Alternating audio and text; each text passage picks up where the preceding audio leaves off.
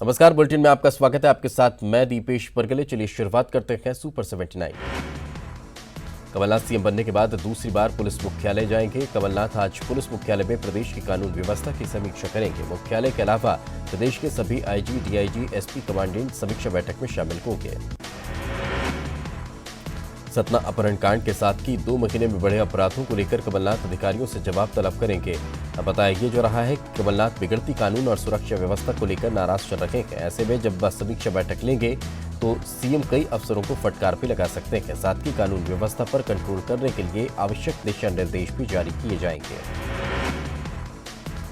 CM Kamal Nath आज भेल दशहरा मैदान में आयोजित पंचायत प्रतिनिधियों के प्रशिक्षण कार्यक्रम में हिस्सा लेंगे। कार्यक्रम की अध्यक्षता ग्रामीण विकास मंत्री कमलेश्वर पटेल करेंगे। कार्यशाला में पंचायती राज और उनकी बारीकियों के बारे में विस्तार से जानकारी दी जाएगी। मध्य प्रदेश में ताबड़तोड़ ट्रांसफर ने पुलिस की कमर तोड़कर रख दी है। थोक पे हुए तबादलों का असर पुलिस मुख्यालय की व्यवस्थाओं पर पड़ रहा है। तबादलों के कारण सतना में जुड़वा भाइयों के अपहरण सहित ऐसे कई मामले हैं जिनकी जांच नए सिरे से करनी पड़ रही है। कमलनाथ सरकार ने बिजली उपभोक्ताओं को बड़ी राहत दी है। सरकार ने 100 यूनिट से अधिक खपत पर अधिकतम 200 रुपये का बिजली बिल देने का फैसला किया है। इंदिरा गृह की ज्योति योजना के तहत उपभोक्ताओं को 100 यूनिट बिजली 100 रुपये में मिलेगी, जबकि 100 से ज्यादा यूनिट की बिजली खर्च करने पर मात्र 200 रुपये चुकाने होंगे। इंदौर पहुंचे पूर्व मुख्यमंत्री दिग्विजय सिंह ने मीडिया से पूछे हुए सवाल के जवाब में कहा, मैं सक्रिय राजनीति में था और रहूंगा। पार्टी चुनाव लड़ने को कहेगी तो लड़ूंगा, जिस सीट से कहेगी उस सीट से लोकसभा चुनाव लड़ूंगा। शुक्रवार को भोपाल आए छत्तीसगढ़ के पूर्व मुख्यमंत्री डॉक्टर रमन सिंह ने मध्य प्रदेश के सीएम कमलनाथ से मुलाकात की। रमन सिंह रात करीब 9 बजे सीएम हाउस पहुंचे। रमन सिंह और सीएम कमलनाथ के बीच करीब 15 मिनट बातचीत हुई। सतना से अगवा बच्चों का 12वें दिन भी सुराग नहीं लग सका है, जिससे परिजनों का हाल बेहाल है। आपको बता दें कि पुलिस मामलों की तलाश में जुटी हुई है, लेकिन यूपी एमपी पुलिस के खाते अब तक खाली नजर आ रहे हैं। आपको बता दें सिस्टम की संजीदगी पर भी अब सवाल खड़े होने लगे हैं। भोपाल में एडीजी राजेंद्र कुमार मिश्रा के पिता के मामले को लेकर डॉक्टरों की टीम आज एडीजी के घर जा सकती है। आपको बता दें कि एडीजी के पिता के मृत होने के बावजूद 1 महीने से घर में रखे जाने को लेकर मानवाधिकार आयोग ने जांच के निर्देश दिए थे।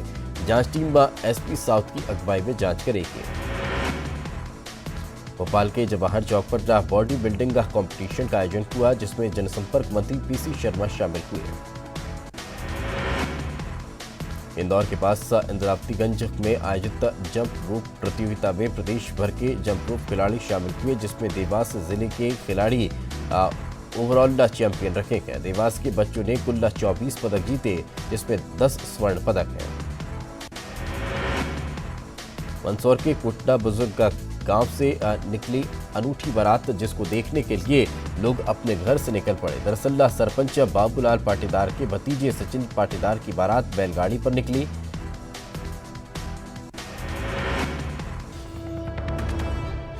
खबर कांकेर से, जहां पर घटिया निर्माण के आरोपी ठेकेदार को जेल भेज दिया गया है। दीवार गिरने से बच्ची की मौत हुई थी।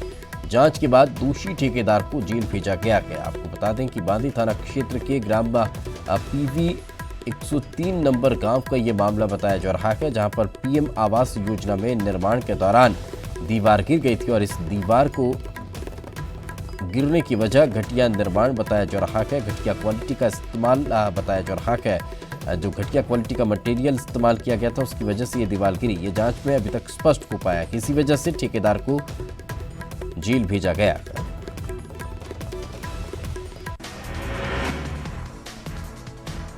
कोरबा को सीपेट की सौगात देने के बाद केंद्रीय रसायन और उर्वरक मंत्री डीवी सदानंद गौड़ा ने मीडिया से बातचीत में कहा कि केंद्र सरकार ने सीपेट को 418 करोड़ रुपए दिए हैं। छत्तीसगढ़ में रायपुर के बाद कोरबा में दूसरा सीपेट शुरू हो रहा है।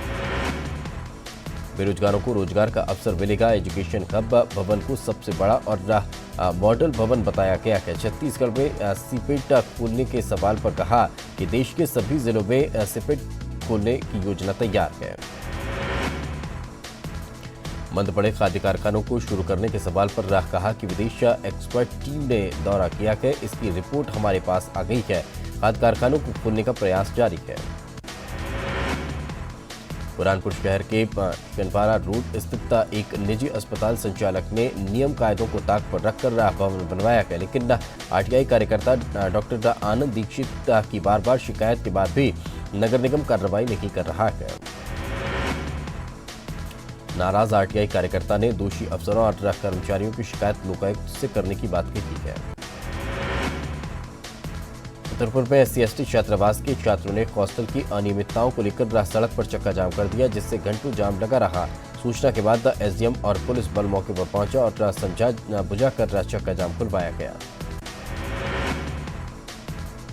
नीमच के धनेरिया गांव में अफीम के खेत में चोर घुस गए हैं और अफीम के डूडे ले हुए हैं। किसान मांगेलाल ने चोरी की शिकायत पुलिस से की है। वहीं पुलिस ने मामला दर्ज कर आरोपी की तलाश शुरू कर दी है।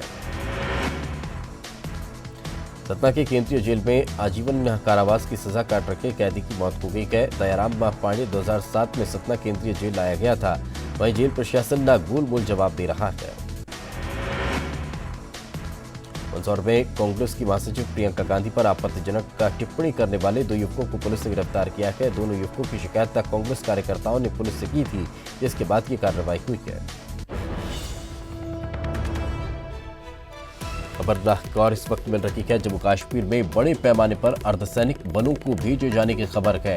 अर्धसैनिक बलों की 100 कंपनियों को घाटी भेजा गया है, जिसमें CRPF की 35, BSF की 35, SSB की 10 और ITBP की 10 कंपनियां शामिल हैं। ये बड़ी खबर निकलकर सामने आ रही है। जम्मू कश्मीर में बड़े पैमाने पर अर्धसैनिक बलों को भेजे जाने की खबर है। अर्धसैनिक बलों की 100 कंपनियों को घाटी में भेजा गया है, जिसमें CRPF की 35, BSF की 35, SSB की 10 और ITBP की 10 कंपनियां शामिल बताई जा रही हैं। नरसिंहपुर के बरमान रेत घाट पर 2 किशोर बह गए हैं, जिनका शव बरामद कर लिया गया है। आपको बता दें कि बुधवार के दिन दोनों नहाने के लिए घाट पर गए हुए थे। इसी दौरान दोनों पानी में बह गए। सीधी में योजना समिति की बैठक हुई, जिसमें खनिज मंत्री प्रदीप जायसवाल और पंचायत ग्रामीण विकास मंत्री कमलेश्वर पटेल शामिल हुए। इस दौरान खनिज मंत्री ने बीजेपी पर निशाना साधा।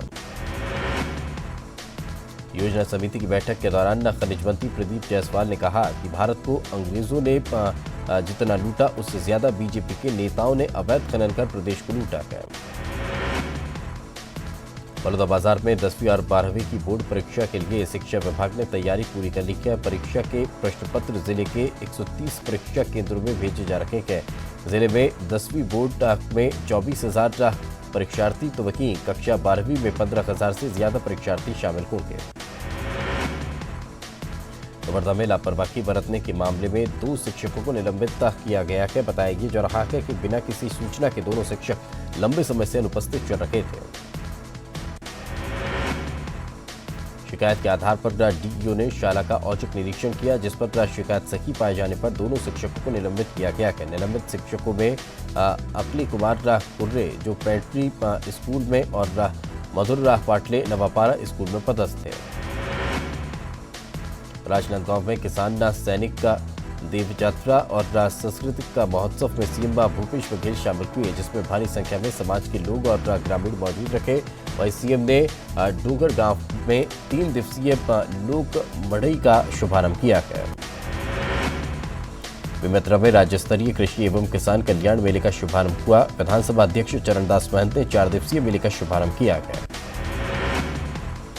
इस दौरान कृषि मंत्री रविंद्र चौबे साथ कई विधायक भी मौजूद रखे। जिले के बीच पहली बार इतना बड़ा आयोजन हो रहा है, जिसका लोग सराहना कर रहे हैं। लिहाजा पूरी प्रशासनिक तैयारी यहाँ पर नजर आई। मेला उन्नत किस्म के फल, सब्जी और तकनीक का प्रदर्शनी भी मेले में लगाई गई है। मुंगेली में एक अनोखी बारात देखने को मिली है। बारात अनोखी इसलिए क्योंकि बारात दूल्हे की जगह दुल्हन की थी। सिंधी समाज के चंद्र कुमार शिवटानी ने अपनी बेटी जया की बारात निकालकर संदेश दिया कि बेटियां बेटों से किसी भी मायने में पीछे नहीं हैं। कृषि मंत्री रविंद्र चौबे ने कहा कि छत्तीसगढ़ का सबसे उन्नत जिला बेमेतरा बनेगा। यह सरकार किसानों की सरकार है। वहीं विधानसभा अध्यक्ष चरणदास महंत ने कहा कि सरकार बदलने से बेमेतरा को फायदा मिला है। मेला रायपुर की जगह बेमेतरा पहुंच गया है। कोरबा के बुढ़ापारा में शराब दुकान के पास 3 से 4 युवकों ने एक युवक की जमकर पिटाई कर दी। मारपीट से जी नहीं भरा तो उन्होंने पास खड़े हुए पत्थर और खाली बोतलों से युवक के सिर पर जानलेवा हमला कर दिया। घटना को अंजाम देने के बाद आरोपी युवक मौके से फरार हो गए, जिसके बाद मौके पर पहुंची पुलिस ने घायल युवक को जिला अस्पताल में भर्ती कराया। फिलहाल पुलिस आरोपी की तलाश कर रही है। लोकसभा चुनाव से पहले छत्तीसगढ़ में भारतीय जनता युवा मोर्चा नुक्कड़ नाटक कर केंद्र सरकार की योजनाओं का प्रचार कर रही है। वहीं राज्य सरकार के घोषणा पत्र को लेकर भी घेर रही है। दुर्ग में भारत के मन की बात मोदी के साथ अभियान को लेकर राज्यसभा सदस्य सरोज पांडे ने पद्म विभूषण तीजन बाई से मुलाकात की है। सरोज पांडे ने तीजन बाई से उनके घर, उनके गांव गनियारी में उनके निवास पर मुलाकात की। और जम्मू कश्मीर से जहां पर आपको बता दें लिबरेशन फ्रंट के प्रमुख यासिन मलिक को गिरफ्तार कर लिया गया है। शुक्रवार को देर रात मासूमा स्थित आवास से उन्हें गिरफ्तार किया गया है। पुलिस उसे गिरफ्तार कर कोठीबाग थाने ले गई है। कहा जा रहा है कि अनुच्छेद 35A पर 26 फरवरी के आसपास सुनवाई प्रस्तावित है। इसी वजह से एहतियातन उन्हें गिरफ्तार किया गया है। इससे पहले बुधवार को उसकी सुरक्षा राज्य सरकार ने हटा दी थी। पुलवामा में सीआरपीएफ के काफिले पर भीषण आतंकवादी हमले के 8 दिन बाद ये कार्रवाई सामने आई है। इस हमले में सीआरपीएफ के 40 जवान शहीद हो गए थे। तो ये बड़ी खबर निकलकर सामने आ रही है। आपको बता दें यासिन मलिक को गिरफ्तार कर लिया गया है।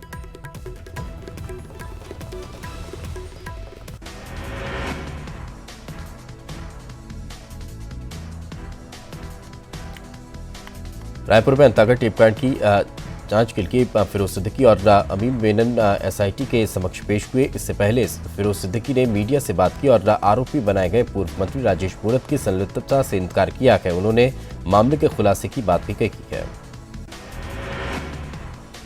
बलरामपुर में अचानक मौसम में बदलाव देखने को मिला है। जिले में कई जगहों में तेज बारिश हुई है। सीएम भूपेश बघेल दुर्ग जिले के दौरे पर रखे। सीएम ने यहां पर खूबचंद बघेल की पुण्यतिथि के मौके पर उनकी प्रतिमा का लोकार्पण किया। इस दौरान लोगों ने सीएम का गर्मजोशी से स्वागत किया। सीएम भूपेश बघेल ने लोगों को संबोधित करते हुए कहा कि सरकार किसानों के हितों में लगातार काम कर रही है। मुख्यमंत्री ने बीजेपी पर भी जमकर हमला बोला। कोंडागांव के मर्दापाल में नक्सलियों ने पुलिस मुखबिरी के शक में एक शख्स की धारदार हथियार से हत्या कर दी। युवक की हत्या के बाद से ही पूरे गांव में दहशत का माहौल है। नक्सल ऑपरेशन के डीएसपी दीपक मिश्रा ने घटना की जानकारी देते हुए बताया कि नकाबपोश लोगों ने घर में घुसकर युवक की हत्या की है।